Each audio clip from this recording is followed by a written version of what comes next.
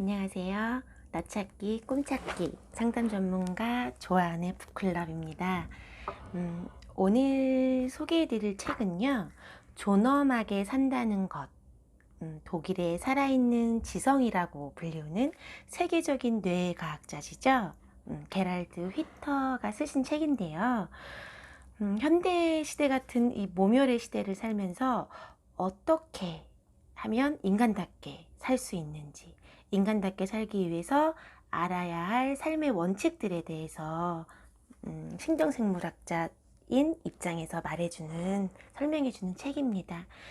한 인간이 한 인간을 무시하고 함부로 대하고 조롱하고 비난하고 평가하고 학대하고 폭력으로 대하는 등 정말 이 시대가 강자와 약자로 나뉘어져 있는 양육강식의 시대와 같다는 생각을 할 때가 많이 있습니다. 우리는 우리를 정말 인격적으로 존중해주고 배려해주고 또 이해해주고 공감해주면서 사랑해주는 그런 관계를 찾아서 의식적으로든 무의식적으로든 헤매고 있지 않나 싶습니다. 가정에서나 직장에서나 학교에서 우리는 우리의 존엄을 위협하는 상황 속에서 분노감과 두려움, 불안감으로 살얼음판을 걷듯이 사는 건 아닌가 하고 생각할 때가 많습니다. 가정에서, 직장에서, 학교에서 우리는 우리를 있는 그대로 받아들여주고 아껴주고 존중해주는 안전감이 느껴지는 곳에서 우리는 우리의 본래 있는 그대로의 모습, 본래 개성대로 아름답게 피어날 수 있겠죠. 이런 안전한 환경, 비판받지 않는 환경에서는 더 인정받기 위해서, 그리고 무시받지 않기 위해서, 모멸감을 느끼지 않고 수치감을 느끼지 않기 위해서 무리하게 애쓰면서, 무리하게 노력하면서 그렇게 살지 않게 되겠죠. 그런 곳이 진정한 안식처가 아닌가 하는 생각이 듭니다. 이 책에서는요, 게럴트 위터는 인간의 존엄과 신경생물학적 뇌를 연관지어서 설명해 줍니다. 제가 인상 깊게 읽은 핵심 부분들을 추려서 읽어 드리도록 하겠습니다. 이 책은 어떻게 하면 성공할 수 있는지를 다루는 책이 아니다. 보다 빨리, 보다 나은 삶을 살 수 있는 7가지 비밀이나 8가지 공식을 알려주는 책도 아니다. 매사에 더 효율적인 방법을 고민하고 성공을 위해 발버둥 치는 것이 인생의 목표인 것처럼 각인된 시대. 그런 시대에 부합하는 책도 아니다. 어떤 이들은 이렇게 되물을 것이다. 인생이란 결국 돈과 권력에 달려 있으며 개인이 자기 이익을 추구하는 것은 당연한 것 아니냐고. 만일 당신이 이와 같은 사고방식으로 살고 있다면 이 책을 읽어봤자 머릿속만 혼란스러워질 것이다. 나 자신이 존엄한 존재라는 사실을 인지하고 의식하는 일은 타인의 인정을 받기 위해 애쓰며 성공만을 욕망하는 마음과 양립하기 어렵다. 이 책이 다루고 있는 것은 바로 그 존엄의 문제다. 이 책은 이런 질문에서 시작한다. 인간을 인간답게 하는 것은 무엇인가? 우리는 어떤 방향을 향해 나아갈 것인가? 어떤 생각을 하고 말하고 행동할 것인가? 지금까지 이렇게 살아왔으니까 앞으로도 이렇게 살 것인가? 아니면 우리를 인간답게 해줄, 우리를 성장하게 해줄 다른 삶의 방향을 선택할 것인가? 지식의 양이 증가하는 속도는 점점 더 빨라지고 있다.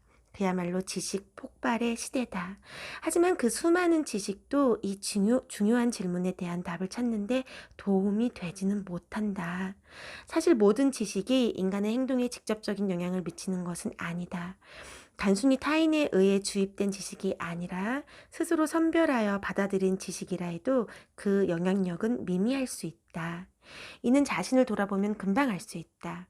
우리가 아는 것들 가운데 건강을 지키고 행복하게 살아가며 가진 재능과 능력을 발휘하는데 실제 활용되는 지식은 별로 많지 않다는 사실을 말이다. 그 사실을 인지하는 것과 그로 인해 마음이 움직이는 것은 전혀 다른 일이기 때문이다. 마음이 움직이지 않는데 행동의 변화가 일어날 리 만무하다. 반면 단순히 아는 것, 인지하는 것을 넘어 정말로 이해하기 시작했다면 이야기는 달라진다. 우리가 진정으로 이해한 지식이나 깨달은 사실은 두뇌의 감정적인 영역을 활성화시켜 우리를 깨우고 움직인다. 당신이 어느 날 갑자기 인생에서 가장 중요한 것이 무엇인지를 이해하고 깨달았다면 그 순간 이후로 당신은 결코 이전에 살아왔던 방식대로 살지 못한다. 무엇이 인간을 존엄하게 하는가? 라는 질문을 다루고 있는 책들은 이미 많다. 그러나 이 책은 우리를 인간답게 하는 가치, 존엄을 어떻게 우리 삶에 되살릴 것인가에 대해 이야기한다. 더불어 우리 한 사람 한 사람이 전혀 인식하지도 못한 사이 존엄을 잃게 만들고 마는 우리 삶의 환경에 대해 깊이 이해할 수 있도록 도울 것이다. 아직도 이 책을 읽어 내려갈 마음이 남아있다면 당신도 이 책을 통해 곧 되찾게 될 것이다. 당신의 존엄에 대한 감각과 인식을. 존엄은 내면의 확신으로 깊게 뿌리박혀 한 사람에게 인간으로서의 특성을 부여하며 그 고유의 인간됨이 행동으로 표출되도록 만드는 관념이다. 다시 한번. 존엄은 내면의 확신으로 깊게 뿌리박혀 한 사람에게 인간으로서의 특성을 부여하며 그 고유의 인간됨이 행동으로 표출되도록 만드는 관념이다. 이 책의 핵심 명제는 이렇다. 자신의 존엄성을 인식하게 된 인간은 결코 현혹되지 않는다. 한 인간이 마침내 자신의 존엄성을 인식하게 되기까지 근본적으로 어떤 경험을 해야 하는지도 자연과학적 관점에서 중요한 문제다. 여기에서부터 또 다른 질문이 이어진다. 한 인간이 자기 존엄성을 인식하게 된다는 것은 어떤 의미인가? 이는 한 인간의 생각과 감정, 행동에 어떤 영향을 끼치는가? 존엄성을 인식하게 된 인간이 더 이상 과거와 같은 태도와 행동을 보이지 않는 이유는 무엇일까? 하지만 무엇보다 궁금한 것은 존엄성을 인식하게 된 인간이 과연 타인의 존엄성에 대해서는 어떤 태도를 갖게 되느냐는 질문에 대한 답이다. 아니, 질문을 좀 더 정확하게 표현하자면 이렇다. 타인의 존엄을 해치는 것은 결국 자신의 존엄을 해치는 것이 아닐까? 아주 흥미로운 질문이 아닐 수 없다. 나는 이 책에서 그동안 내가 마주한 답들을 최대한 많은 독자가 이해할 수 있도록 설명하려고 노력했다.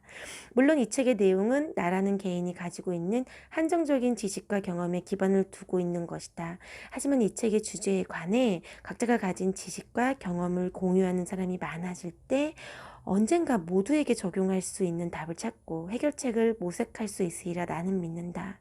그렇게 된다면 이 책이 인간의 공존과 존엄한 인간이 가진 책임을 재발견하는 축복의 장이 될 수 있을 것이다. 정말 이 책에서 이야기하는 것처럼 자신을 존엄하게 대하는 사람은 다른 사람들도 존엄하게 대하게 되지 않을까 싶습니다. 그리고 다른 사람을 존엄하게 대하지 않는다면, 함부로 대하고 폭력적으로 대한다면 그것은 곧 자신을 함부로 대하고 폭력적으로 대하는, 자신을 해치는 길로 가는 게 아닐까 하는 생각이 듭니다.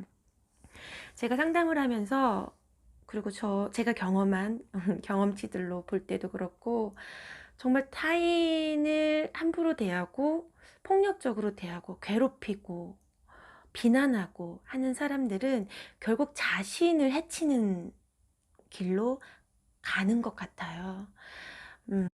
그렇기 때문에 우리는 먼저 나 자신의 존엄을 지키는 것, 나 자신을 지키면서 나 자신을 사랑하는 법을 알 수 있을 때 다른 사람도 지키고 사랑할 수 있게 된다는 결론이 내려지는 것 같습니다. 앞부분 프롤로그를 좀 읽어봤고요. 이번에는 본능에 새겨진 존엄성을 찾아서 이 부분을 읽어보도록 하겠습니다. 존엄은 내면의 확신으로서 한 사람에게 인간으로서의 특성을 부여하며 그것이 행동으로 이어지게 만든다 라고 쓰여 있네요. 특정한 행동을 활성화하는 것을 우리는 욕구라고 부른다. 새끼 망아지가 일어서고 젖을 먹고 뛰어다니기 위해서는 그를 위한 욕구가 있어야 한다. 그렇지 않으면 아무 일도 일어나지 않을 것이다. 이와 같은 욕구는 일반적으로 출생 과정에서의 고통이 지나간 후 순차적으로 깨어난다. 욕구는 저절로 생성되는 지극히 주관적인 감정이므로 어떤 망아지냐에 따라 혹은 어떤 행동이냐에 따라 욕구로 표출되는 강도가 저마다 다를 수는 있다. 하지만 욕구가 아예 없다면 망아지는 단 하루도 생존할 수 없다. 더 나아가 진짜 말이 되기 위해 필요한 것들 가운데 단 한 가지도 생성하거나 확장하고 완성하고 배울 수도 없다. 인간의 경우도 이와 근본적으로 다르다고 할 수는 없지만 우리에게는 결정적으로 태어나기 전부터 형성되어 있는 신경망이 없다.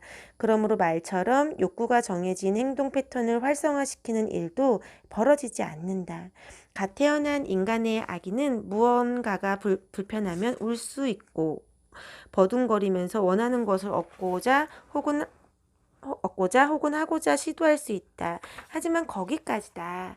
가르쳐주는 사람이 없는 한 아기는 일어서서 걷거나 말을 하지 못하고 더 나아가 읽고 쓰고 계산을 하지 못한다. 스스로 학습할 수 있는 능력이 없기 때문이다. 갓 태어난 아기의 뇌가 신경망이 형성되어 있지 않다는 점에서 다른 동물들과의 차이점이 분명해진다. 인간의 모습으로 세상에 태어났어도 인간이 되기 위해서는 다른 인간의 도움을 필요로 하는 것이다. 이 모든 것은 다른 사람을 통해서만 학습할 수 있다. 무엇을 어떻게 하는지 가르쳐주고 시범을 보여줄 사람이 있어야 한다. 하지만 그것만으로는 충분하지 않다. 이 모든 것이 인간의 뇌에 견고하게 뿌리를 내리려면 스스로 시도하고 도전하고 실패하는 과정이 있어야 하기 때문이다. 성장하는 과정에서 세상의 여러 경험들을 직접 해봐야 한다는 뜻이다. 이 중에서도 가장 중요한 것이 바로 타인과의 관계에서 얻는 경험이다. 소나 다람쥐, 원숭이와의 관계에서는 결코 얻을 수 없다. 사실 이는 인간이 가진 커다란 약점이기도 하다. 사람에게서 학대를 당하고 맞고 멸시받으며 자란 아이가 자신의 남은 삶 속에서 서로 사랑하고 배려하는 관계를 끝내 만나지 못한다면 오롯이 자신의 경험에 확신을 가진 채 서로 속이고 학대하고 멸시하는 것을 당연하게 여기게 되기 때문이다. 이는 아이의 주관적인 감정에서 비롯된 것이다. 이 감정은 이후 내면의 추진 시스템이 되어 타인과의 관계를 형성하는 과정에서 기초가 된다. 아이들을 대하는 부모의 행동, 교육기관의 양육자와 교사들의 행동, 회사 경영진으로서 혹은 같은 지역에 사는 이웃으로서의 행동이 결정적인 역할을 하는 이유도 바로 여기에 있다. 망아지들은 이와 같은 문제에 시달리지 않는다. 뇌 자체가 애초부터 말답게 형성되어 있어서 어떻게 해도 종국에는 전형적인 말이 될 수밖에 없기 때문이다. 하지만 우리 인간은 다르다. 처음부터 우리를 인간답게 만들어줄 장치를 가지고 태어나는 것이 아니기 때문에 태어난 이상 삶을 살아가는 과정에서 끊임없이 그 인간다움을 찾아가야 한다. 그 과정에서 인간이 얼마나 쉽게 잘못을 저지르고 헤매는지는 인류 역사를 수놓은 그 수많은 끔찍한 행위를 통해서도 분명하게 알 수 있다. 태어난 지 얼마 되지 않은 인간은 타인이 가할 위험을 전혀 인지하지 못한다. 그런 위험을 경험한 적이 없고 타인의 행동이 어디까지 미칠지를 예상하지 못하기 때문이다. 물론 이를 부정적으로만 볼 수는 없다. 신생아나 어린아이는 어차피 그 위험에 대처할 능력이 없기 때문이다. 하지만 우리의 뇌와 마찬가지로 모든 아이들의 뇌에도 일어나지 말아야 할 일이 일어났을 경우 자동으로 활성화되는 무언가가 존재하기는 한다. 이는 지식이나 신념 같은 것은 아니다. 다만 일종의 감각이나 불쾌한 감정으로 나타날 뿐이다.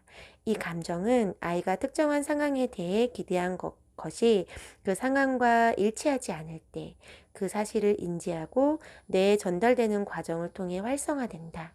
쉽게 말해 본능적으로 무언가 잘못되었다는 사실을 인지하는 것이다. 뇌의 기능적인 측면에서 보자면 이는 세탁기의 디스플레이에 오류 발생을 알리는 빨간색 램프와도 같은 것이다. 이 빨간색 램프는 무언가가 정상적으로 작동하지 않을 때 켜진다. 우리는 그 신호를 발견하면 기술자를 부르고 세탁기를 수리한다. 마찬가지로 무언가가 잘못되었다는 느낌이 들면 우리 뇌의 빨간 램프에도 불이 들어온다. 빨간 램프가 작동하는 순간 대책 마련에 대한 욕구가 생긴다. 이는 추진 시스템의 활성화로 이어지고 고개를 돌린다든지 발버둥을 친다든지 운다든지 하는 특정 행동을 불러오는 것이다. 하지만 여기서 주목해야 하는 것은 아이들의 이와 같은 반응을 가져오는 신경망의 형성 과정이 아니라 각각의 행동 패턴을 이끌어내는 유발인자다. 아이 혹은 아이의 뇌는 상황이 좋지 않다는 것을, 다시 말해 과학적으로 불일치 상태에 처했다는 것을 대체 어떻게 인지할 수 있을까? 불일치 상태는 바로 정상적인 상태와의 비교를 통해서만 인지가 가능하다. 이는 곧 아이의 뇌에 정상적인 상태에 대한 정보가 이미 신경망에 저장되어 있다는 뜻이다. 모든 것이 일관성을 유지하고 최적의 상태를 만들어낼 수 있도록 돕는 비교 대상이 있는 것이다. 이후 성인이 되어 갖게 되는 비교 대상을 우리는 사전 지식이라고 부른다. 하지만 갓 태어난 아기에게 사전 지식이나 이를 토대로 구축된 관념이 있을 리 만무하다. 무엇이 옳은지, 타인의 행동은 어때야 하는지, 좋은 관계를 맺기 위해서는 서로를 어떻게 대해야 하는지에 대해서는 전혀 알지 못하고 있는 것이다. 그런데도 아이들은 무언가 잘못되었을 때 이를 직감하며 빨간 램프에 불이 들어온다. 관념이나 사고, 확신, 요구의 형태는 아니지만 아주 미세한 감정, 즉 주관적인 감각으로서 존재하는 것이다. 아이들은 이 감각을 가지고 태어난다. 이 감각은 미세한 감정의 형태를 띠고 있으며 태어나자마자 너무 많은 것에 무방비로 노출되지 않도록 돕는다. 이는 무엇이 옳은지에 대한 감각이자 어떤 대우를 원하는지에 대한 감각이고 타인과 어떻게 공존해야 하는지에 대한 감각이다. 여기까지 왔으니 이제 이와 같은 의미를 가진 단어를 사용할 수 있을 것 같다. 무엇이 인간답게 사는 것인지, 즉 존엄하게 사는 것인지에 대한 감각 말이다. 그렇다면 아이들은 무엇을 통해 이와 같은 내면의 기준을 가지게 되었을까? 이는 매우 흥미로운 질문이다. 모든 것이 정상적으로 흘러가고 있는지를 판단할 수 있는 기준, 그 근본적인 신경망이 과연 어떤 과정을 통해 형성되었느냐는 문제다. 물론 이와 같은 연결 패턴을 형성하는 유전자는 존재하지 않는다. 그러기에는 이 연결 패턴이 너무 복잡하기 때문이다. 이와 같은 내면의 기준 역시 개인의 경험을 통해 형성된다. 특정한 방향성을 가리키는 뇌의 연결 패턴이 반복적으로 활성화되면서 뿌리를 내린 것이다. 흥미롭게도 이는 태어난 직후부터가 아니라 뇌가 생성되는 과정, 즉 어머니의 자궁에서부터 이루어지는 일이다.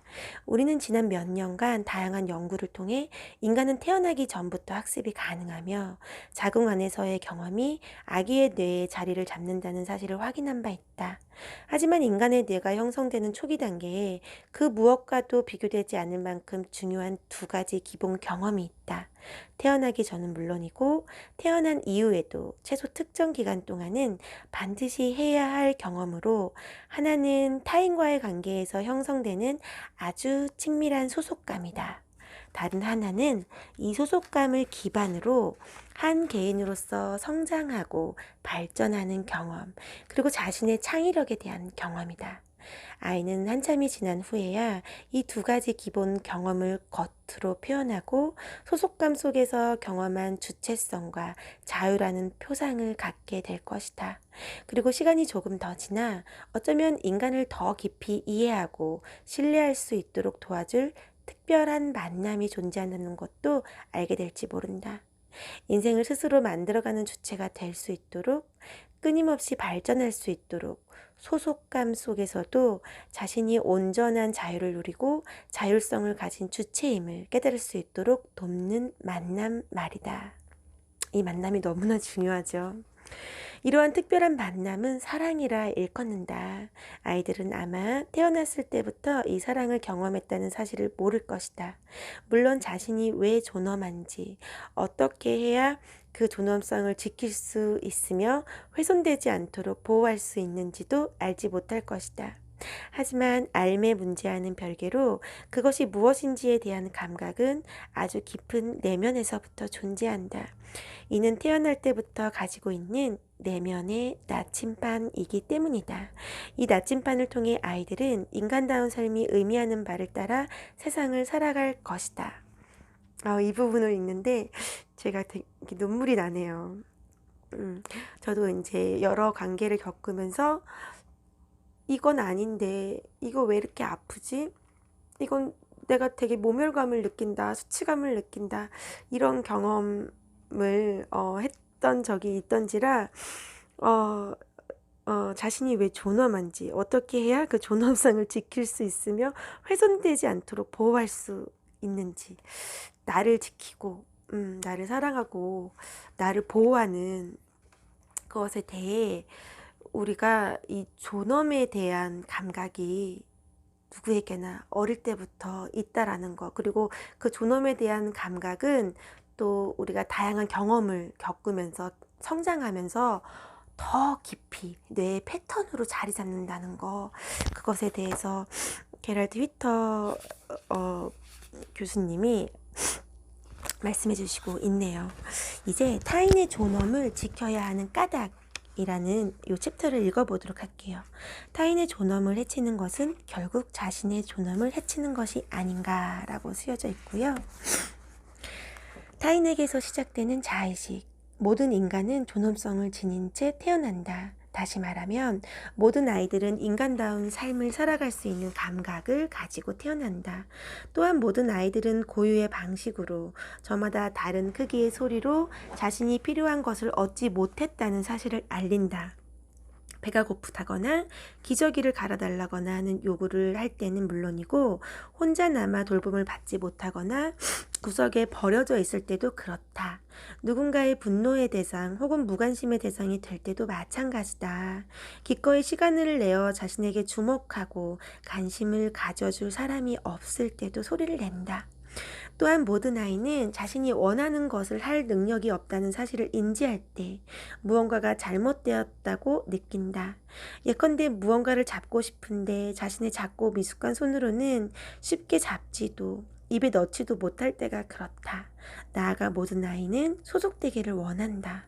주목받기를 원하고 어떻게 살아야 하는지 배우기를 원한다. 이 욕구를 가지고 있는 한 그것을 실현할 수 있는 수단과 방법도 찾는다. 하지만 안타깝게도 모든 아이가 무조건적인 사랑을 경험하는 것은 아니다. 생명의 탄생에 대한 기쁨이 사그라지고 아이와의 삶이 한 가정의 구태의연한 일상으로 자리 잡고 나면 보호자의 애정어린 눈빛 속에서 존재의 가치를 발견하거나 존재만으로 조건 없이 받아들여지는 행운은 더 이상 쉽게 주어지지 않는다. 그 와중에 아이들은 자신의 존엄성에 상처를 입어도 그것을 느낄 뿐 왜 그래야 하는지, 그것이 무엇을 의미하는지는 알지 못한다. 한 아이가 태어난 뒤 2년 동안 시도하고 학습한 모든 것은 이어지는 모든 발달 과정에서의 자극이 되며 격려이자 영감이 된다. 이 때문에 기고, 걷고, 말하고, 노래하고 춤추는 등의 발달 과정 속 모든 행위가 동기부여를 통해 스스로 학습되는 것이다. 아이들은 그것을 배우려는 욕구를 가지고 있기 때문에 이 능력을 이미 갖춘 어른들을 그토록 주목해서 관찰하기 시작한다. 아이들은 실로 놀라운 인내심을 보이며 이 모든 것이 성공할 때까지 끊임없이 시도를 한다. 설거지를 돕고 꽃에 물을 주고 사과를 따고 자동차를 수리하는 것, 아이들은 이 모든 일에 참여하기를 원하고 이곳에 속하기를 원한다. 그리고 함께하기를 원한다. 대부분의 아이들은 이 2년이라는 기간 동안 자신이 인생의 주인공이자 창조자임을 배우고 더 나아가 타인과 공존하는 삶의 주체임을 인식하게 된다. 하지만 태어날 때부터 가지고 있던 감각이 더 이상 강화되는 것은 아니다. 현재 자신이 필요로 하는 것이나 자신에게 무엇이 좋고 나쁜지에 대한 본능적인 감각, 즉 누련의 연결 패턴이 이후의 경험을 통해 새롭게 강화되고 확장되고 또 구체화되기 때문이다.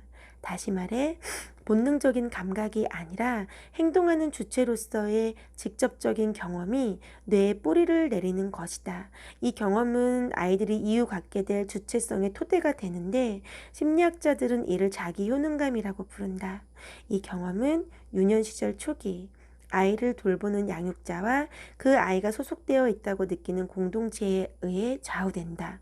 공동체에 대한 소속감, 그리고 그 구성원들을 통해 느끼는 애정과 보호, 격려를 통해 그와 같은 경험이 가능해진다. 만일 아이들이 인생의 초기에 겪게 되는 그 무엇보다도 중요한 이 경험을 말로 표현할 수 있다면 하나같이 이렇게 설명했을 것이다. 바로 그때 인간이 된다는 것이 무엇인지를 처음으로 알게 되었다고 말이다. 자신의 몸으로 직접 겪은 경험은 뉴런의 연결 패턴이 되어 뇌에 뿌리를 내린다. 만약 보다 좋은 환경에 있을 수 있다면 조금 더 복잡한 신경망이 형성되어 우리가 존엄이라고 표현하는 바로 그 관념에 대한 인식이나 의식의 구조적인 기초가 세워질 수도 있을 것이다. 다른 사람에게 이용당하고 타인의 목적과 목표, 기대와 평가, 지시와 지도, 더 나아가 전략과 명령의 대상이 되는 경험. 그것은 한 개인이 갖고 있는 주체성과 존엄성에 위협을 가한다. 이는 매우 비참하고 고통스러운 경험이다. 그 자체로 목적이어야 할 인간이 하나의 수단으로 취급받을 때 그것은 애정과 소속감뿐 아니라 주체성과 자유를 원하는 인간의 기본 욕구를 무너뜨린다. 놀랍게도 이러한 환경에 처했을 때 활성화되는 뇌의 영역은 우리 몸에 문제가 생겼을 때 활성화되는 곳과 같은 영역이다. 말 그대로 뇌에게도 고통스러운 경험인 것이다. 결코 장기적으로는 견딜 수 없는 고통이기에 아이들은 그 고통을 멈춰줄 해결책을 찾아 나선다. 대부분의 아이들이 사용하는 가장 쉬운 해결책은 오늘날 우리 사회에서 가장 흔히 발견되는 바로 상대가 했던 그대로 타인을 바라보고 수단으로 취급하는 것이다.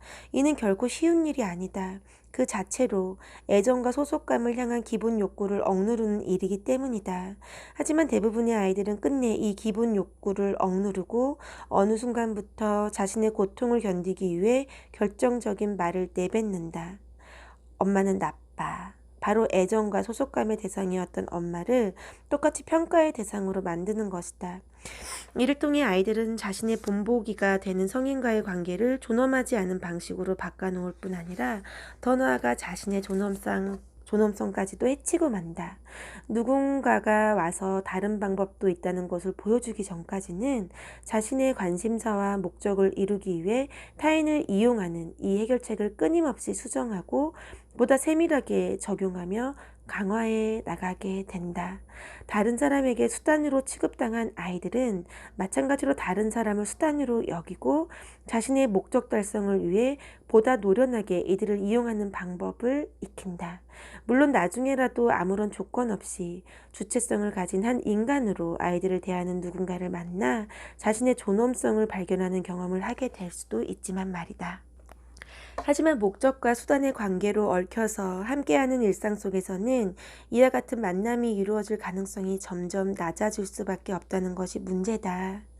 심지어 자신의 목적을 위해 타인을 아주 영리하고 간사하게 끌어들이거나 유혹하고 그 밖에 다른 방법으로 영향력과 권력, 재산을 취하는 것이 성공으로 간주되는 사회에서라면 더욱더 그렇다. 어떤 아이들은 또 다른 해결책을 찾기도 한다. 타인의 관심, 특히 자신에게 중요한 타인의 관심을 받지 못하고 수단으로 여겨지며 겪은 고통에서 벗어나기 위해 선택하는 두 번째 해결책이다. 바로 자신이 나쁜 사람이며 사랑받을 자격조차 없이 부족하고 능력이 없다는 말을 하며 스스로를 타인의 평가 대상으로 만들어버리는 것이다. 충분히 벌어질 수 있는 일 아닌가? 타인에게 그와 같은 취급을 당하고 평가를 받기 전에 스스로 그렇게 하는 편이 차라리 덜 고통스럽기 때문이다. 그렇다고 이것이 쉬운 일일까? 절대 그렇지 않다. 자기 존엄성에 대한 감정과 사고를 스스로 억눌러야 하기 때문이다. 만일 누군가가 나타나 이와 같은 부정적인 자기 묘사에 대해 의문을 제기하고 자신의 모습 그대로를 다시 사랑할 수 있도록 도와주지 않는다면 이 극복의 패턴은 갈수록 깊게 뿌리를 내릴 것이고 보다 정교하게 고착될 것이다. 정말 상담을 하면서 이런 경우, 이런 케이스의 청년들, 청소년들을 참 많이 만나게 돼요. 지금 이 글을 읽는데도 그 친구들 생각이 나서 되게 마음이 아프네요. 그리고 어떻게 하면 제가 상담을 통해 이들을 도울 수 있을까? 더 잘 도울 수 있을까? 자신이 자기를 사랑하고 얼마나 가치 있는 존재인지 깨달을 수 있게 제가 도울 수 있을까라는 고민을 정말 늘 하고 있는 것 같습니다. 존엄성에 대한 관념, 더 나아가서는 그에 대한 의식이 발달되기도 전에 자신의 주체성과 소속감을 억누르는 아이들, 누군가는 애정과 소속감에 대한 욕구를 억누르고 또 다른 누군가는 주체성과 자유의 욕구를 통제한다. 전자의 경우라면 자신이 주도권을 갖지 못하고 남이 시키는 대로만 움직이게 될 것이고, 후자의 경우라면 자신이 중요한 사람이라는 것을 확인하는 데에 모든 의지와 노력을 쏟아부을 것이다. 스스로를 사랑하지 않는 법을 배우거나 자신의 목적 달성을 위해 타인을 이용하는 법을 배우는 것이다. 안타깝게도 오늘날 사회의 분위기 속에서 자라나는 우리 아이들은 존엄성을 깨달을 수 없다. 적합한 경험을 바탕으로 존엄성을 구축하고 의식화하는 과정을 밟지 못하고 있는 것이다. 오히려 그 반대다. 아이들은 갈수록 더 어린 나이에 어른들의 목적과 평가, 전략을 위한 대상이 되고 있다. 가정 내에서도 마찬가지다. 아이가 존재 자체만으로 가치가 있으며 부모의 기대에 부응하지 않아도 여전히 사랑받는 것을 아이가 느끼고 경험하도록 돕는 부모는 많지 않다. 오늘날 조건 없이 수용되는 경험, 다른 표현으로 하자면 조건 없이 사랑을 받는 경험은 결코 이 세상의 모든 아이들에게 허락된 것이 아니라는 뜻이다. 설사 가정 내에서 이와 같은 경험을 할지라도 아이들은 언젠가 타인의 수단이 되는 경험을 피할 수 없다. 이는 사실 가족이라는 울타리를 벗어나 다른 아이들을 만나는 순간부터 시작된다. 아이들은 유치원에서부터 교사의 기준에 따른 평가를 받고 전문적인 교육의 대상이 되며 학습에 대한 도전을 받는다. 학교에 다니기 시작했다면 이는 더욱더 피하기가 어려워진다. 아이들은 어쩔 수 없이 어떤 방식으로든 자신이 수업 방식이나 지도 내용과 평가의 대상이라는 사실을 인지하게 된다. 이때 아이들은 과연 어떤 반응을 보일까? 어떤 아이들은 고통을 견디지 못하고 역할을 바꿔 교사를 자신의 평가와 목적의 대상으로 삼기도 한다. 또 자신이 무능력하며 재능이 없고 참을 수 없는 존재라고 스스로 깎아내릴 수도 있다. 운이 좋아 학교에서 기대하는 바를 충족시켜 좋은 성적을 받거나 칭찬을 듣는 듯 긍정적인 평가를 받은 아이들이라면 이를 자신의 가치가 상승한 것으로 여기고 더 인정받기 위해 더 많은 노력을 기울일 수도 있다. 물론 각 학급과 집단 내에서는 자기 존엄성에 대한 확신을 가진 아이들도 있을 것이다. 이 아이들은 존엄하지 못한 타인의 행동에도 상처받지 않을 것이며 자신이 이상한 아이나 아웃사이더로 평가되고 집단에서 따돌림을 당하는 상황에서도 흔들리지 않을 것이다. 이런 아이들은 대부분 호기심이 많고 열정이 넘친다. 하지만 자신의 가치를 확인하기 위해 좋은 성적을 받으려 노력하는 학생들과는 근본적인 차이가 있다. 이들은 인정을 받기 위해 공부하지 않는다. 모든 것을 열린 마음으로 받아들이고 진심으로 흥미롭게 여기기 때문에 공부를 할 뿐이다. 자신의 존엄함을 인식한 사람은 자기 가치를 확인하려는 욕구에 시달리지 않는다. 타인의 존엄이라는 거울. 현대를 사는 우리 아이들은 결코 경쟁을 피해갈 수 없다. 단순히 정해진 목표를 달성하려고 노력하는 체육 시간이나 특별활동 시간에서의 경쟁만을 이야기하는 것이 아니다. 한정된 자원을 서로 손에 넣으려고 수많은 사람을 제쳐야만 하는 바로 그 경쟁을 말하는 것이다. 이러한 환경에서 상대를 이기려면 목적 달성의 과정에서 경쟁자를 제치거나 불리하게 만들거나 속이거나 하는 방식으로 제거해야 한다. 이런 사람들에게는 추격자라는 말이 어울린다. 타인의 희생을 전제로 해야만 자신의 성공을 확신할 수 있기 때문에 다른 사람을 목표 달성의 방해물로 여기고 그렇게 취급하는 사람들이다.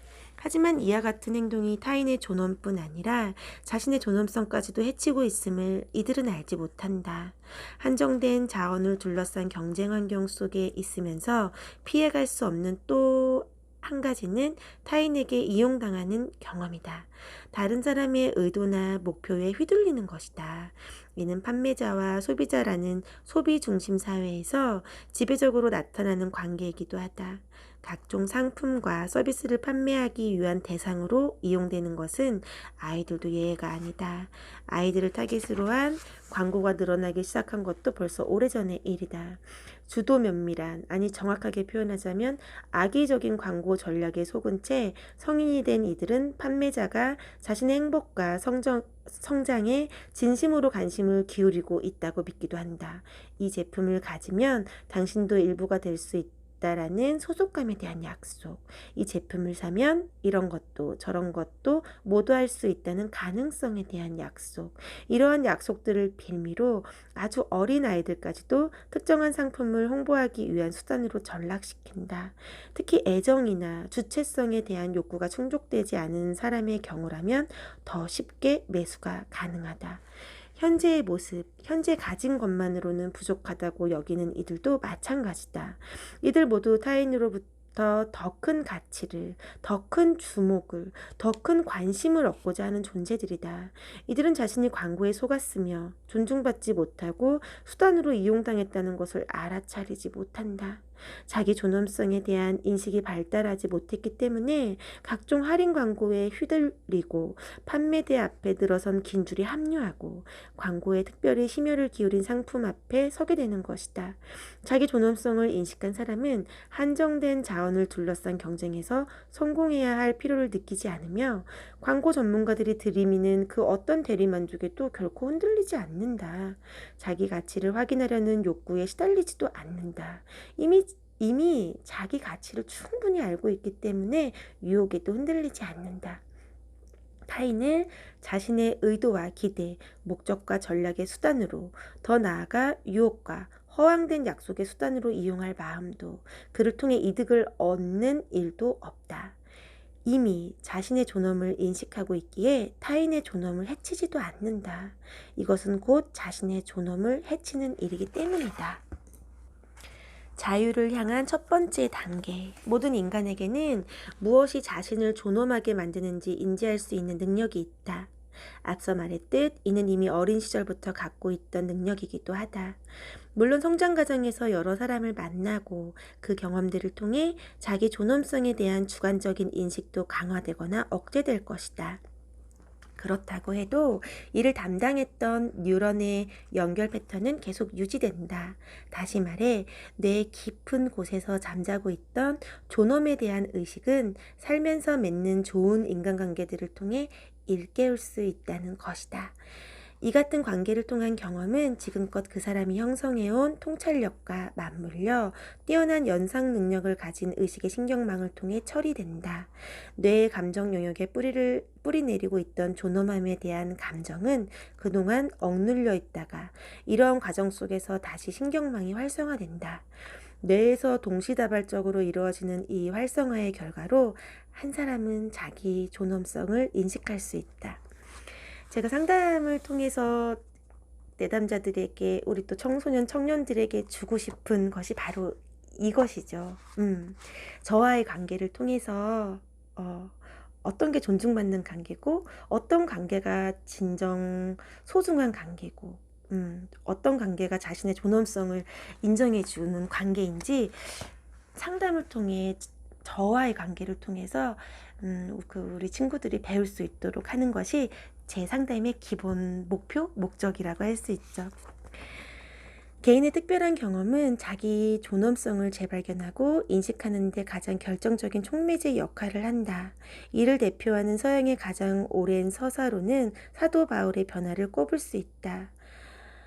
성경의 사도행전에 등장하는 사울은 본래 그리스도인을 박해하는 무자비하고 이기적인 사람이었지만 하나님을 만나고 변화하여 사도 바울은 다시 태어난다.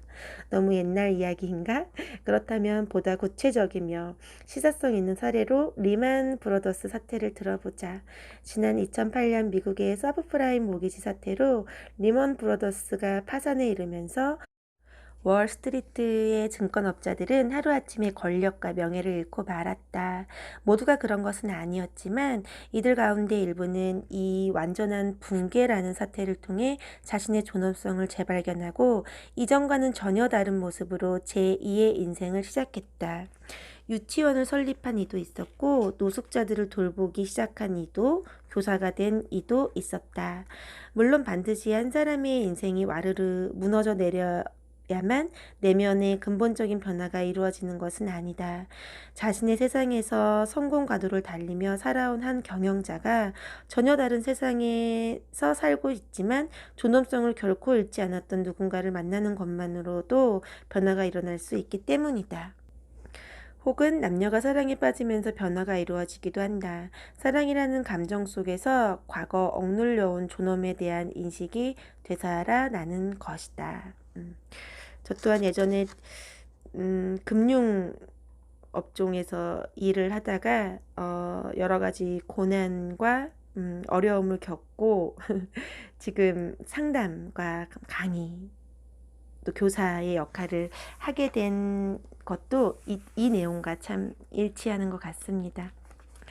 이와 같은 방식으로 난생 처음 존엄성을 인식한다면 그는 분명 행운아일 것이다. 자기 자신과 타인을 비롯하여 수많은 생명체와의 유대감이 이미 사라진 지 오래라고 믿었던 이들은 이러한 행운을 일컬어 잊고 있던 유대감을 재발견하게 되는 강렬한 경험이었다고 표현하기도 한다. 또한 이 유대감은 자신과 자기 행동에 대한 책임을 되찾고 싶은 욕구를 느끼게 된다. 자기 존엄성을 인식한 사람이 더 이상 과거의 모습대로 살아갈 수 없는 이유가 바로 여기에 있다. 또한 이 변화는 자기 자신뿐 아니라 주변 사람들도 감지할 수 있다. 그리고 그 변화된 모습을 보며 큰 영향을 받게 된다. 다시 말해 존엄성을 인식한 이들은 이전보다 더 신중하게 행동하며 호의적이고 친절한 태도를 갖게 된다. 주어진 자신의 모습 속에서 평온함을 누리며 그를 타인에게도 전달한다. 타인의 재촉이나 유혹에 휘청거리지도 않는다. 이런 사람들을 만나고 나면 느껴지는 것이 있다. 스스로가 신뢰할 만한 내면의 나침반을 발견하고 이 나침반에 따라 인생을 살아가는 것 같다는 느낌이다. 사는 대로 살아가는 것이 아니라 존엄함 속에 살아가는 사람, 방향 없이 사는 사람이 아니라 인간다움을 향해 살아가는 사람.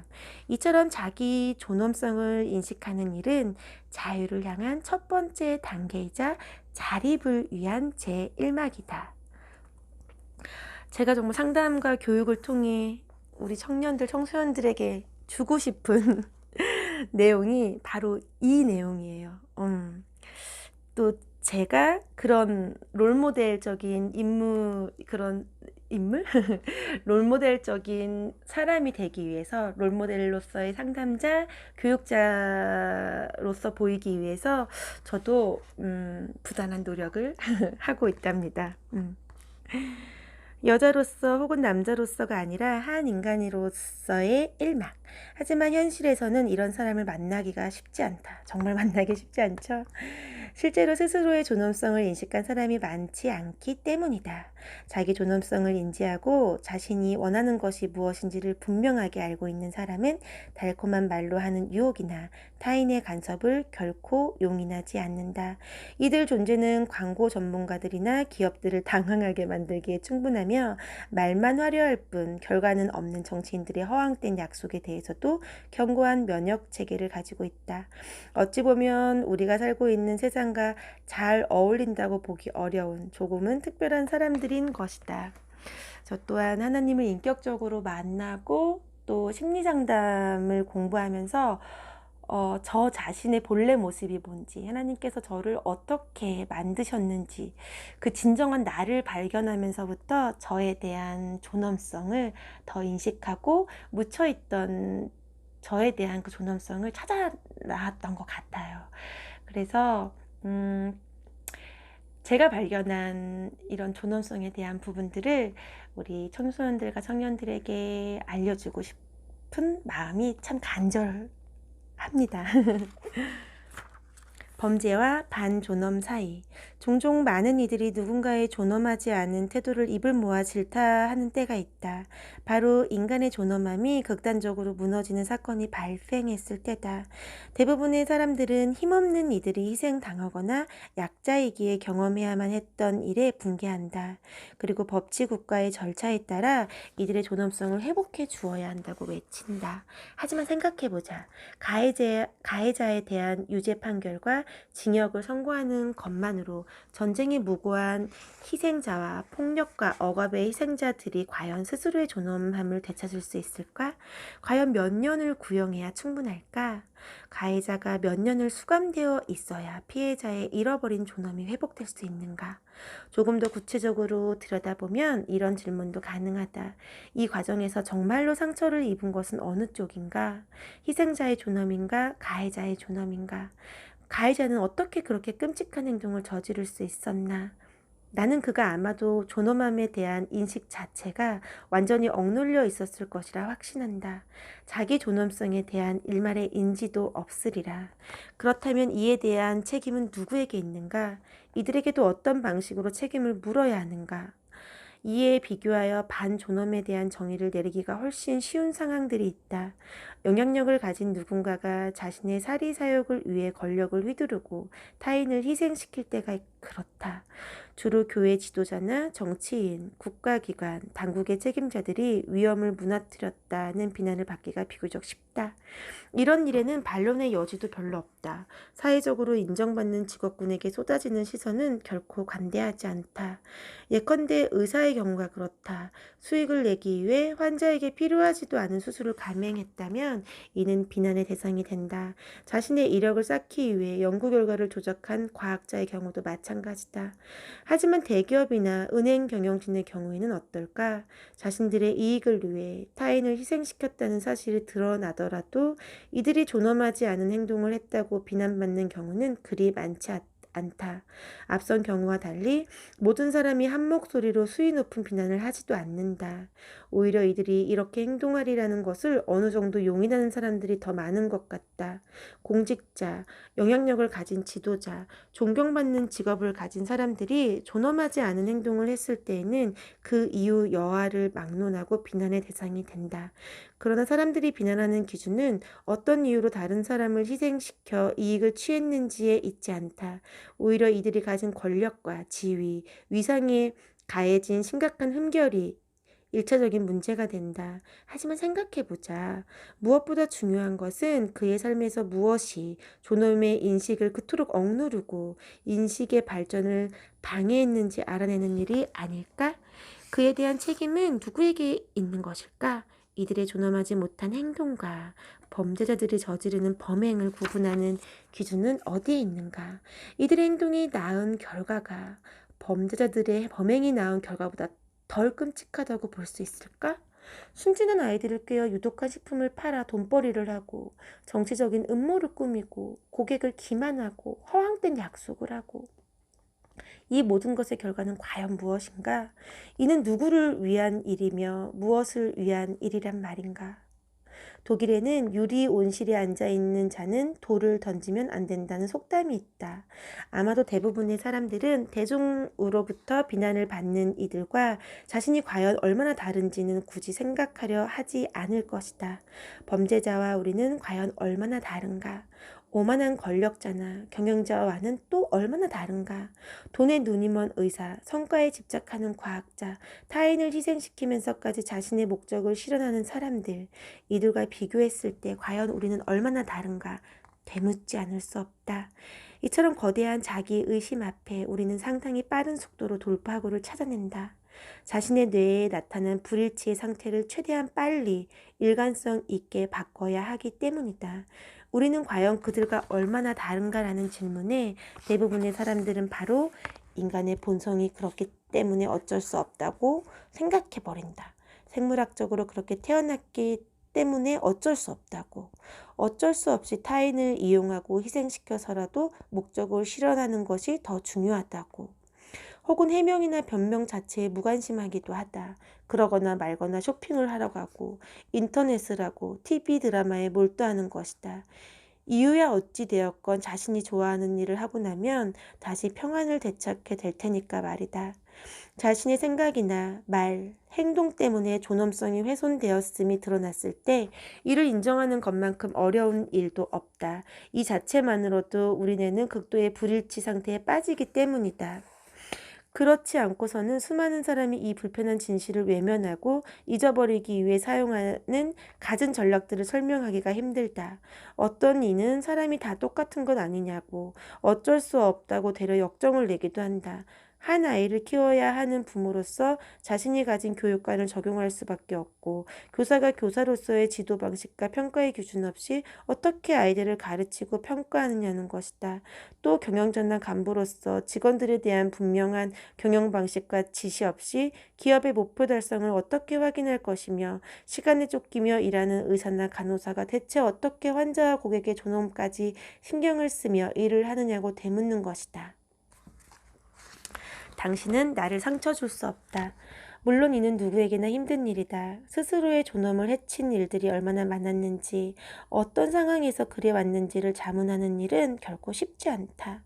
물론 다른 사람들에 비해 조금 더 의식적으로 자문할 수는 있겠지만 나 역시 매 순간 스스로의 존엄을 지키며 살아가지는 못한다. 타인을 나의 기대와 평가, 지도의 대상으로 보지 않는 것도 쉽지 않은 일이다. 때로는 나의 존엄이 위기에 처하기도 한다. 그런데 여기서 흥미로운 사실은 모두가 같은 경험을 하는 것은 아니라는 사실이다. 똑같은 행동으로 사람을 대해도 존엄성에 상처를 입었다고 느끼는 정도는 사람마다 차이가 있다. 마치 면역체계가 건강한 사람처럼 자신의 존엄함을 인지한 이들은 자신의 가치에 대한 확신이 있기 때문에 무례한 농담이나 위기 앞에서도 침착하고 관대하게 반응한다. 오히려 타인의 존엄하지 못한 행동이 결코 고의가 아니었으리라고 여기고 넘겨버리기도 한다. 다시 말해 자신의 존엄함을 인지하고 있는 사람은 타인의 존엄하지 않은 행동에도 상처를 받지 않는다는 뜻이다. 그렇다면 우리는 아주 주목할 만한 결론에 도달할 수 있다. 결국 한 인간의 존엄성에 해를 가할 수 있는 사람은 자기 자신밖에 없다는 것이다. 1장에서 언급한 독일 연방헌법 1조 1항에 인간의 존엄성은 침해되지 아니한다 역시 같은 맥락에서 이해해보면 여기서 한 문장을 더 추가해야 할 것 같다. 자신의 존엄성을 인식한 사람에게만 해당된다는 문장 말이다. 존엄성을 인식하지 못한 사람들은 기대치 못한 대우를 받았을 때 불편한 감정을 느낀다. 뿐만 아니라 이 감정을 정의하거나 상황에 맞게 표현하는 것에도 어려움을 느낀다. 그러다 보니 어떤 사람들은 이 불편한 감정에 휩쓸려 그 감정의 희생양이 되어버린다. 통제할 수 없는 감정의 공격에 휘말리는 것이다. 대부분 이를 통해 자신의 한계를 쉽게 드러내고 또다시 같은 취급을 받는 상황을 야기한다. 반대로 자신의 감정을 억압하려고 하기도 한다. 자신의 고통을 억누르거나 어떻게든 자신을 위로해 줄 만한 일을 해서 기분을 전환하려는 것이다. 하지만 그런 시도는 자신의 상처 입은 존엄성에 대한 대책이나 해결책과는 아무런 상관이 없다. 동시에 특정한 말과 행동으로 다른 사람의 존엄을 해친 사람들 스스로가 불편한 감정에 휩쓸리기도 한다. 타인의 존엄을 해칠 수 있다는 것은 결국 자신의 존엄성을 인지하지 못했다는 뜻이다. 이들은 스스로 그렇게 말하고 행동에도 아무런 문제가 없으며 더 나아가 그렇게 할 수밖에 없다고 믿는다. 특정한 지위를 얻었으니까. 우월감을 느끼게 해주기 때문에, 타인에 대한 권력을 가졌기 때문에 그렇게 할 수 있고 해야 한다고 믿는 것이다. 이를 통해 스스로 가치를 확인하고 타인에게도 그 가치를 인정받을 수 있다고 생각하기 때문에 그렇다. 하지만 이들이 간과하는 사실이 있다. 자신의 가치와 의미를 인정받고자 했던 말과 행동이 오히려 스스로의 가치를 부정하고 있음을 시인하는 꼴이었다는 것. 자기 가치와 인정, 권력을 확인한답시고 자신도 모르게 타인을 자신의 의도와 목적, 기대와 평가, 전략과 규칙의 희생양으로 만들었다는 사실을 이들은 전혀 인식하지 못하거나 인식한다 해도 그리 중요한 일로 여기지 않는다. 이들의 행동은 존엄하지 않다. 자신의 존엄성을 인식하지 못했기 때문이다. 자, 여기까지 읽어봤고요. 이 책의 뒷면에 나와 있는 내용을 마지막으로 읽어드리고 오늘은 마치려고 합니다. 방향을 잃어버린 당신, 인간다움을 향해 살아가라. 인간의 축복받은 본능, 존엄. 지금 가장 절실한 삶의 방식을 권하다. 사람들은 품위 있는 존엄한 죽음은 말하면서도 존엄한 삶을 이야기하지는 않는다. 이 역설적 현상을 거꾸로 파고들어 존엄을 삶의 방식으로 제안하는 게랄드 휘터의 관점은 매우 독창적이다.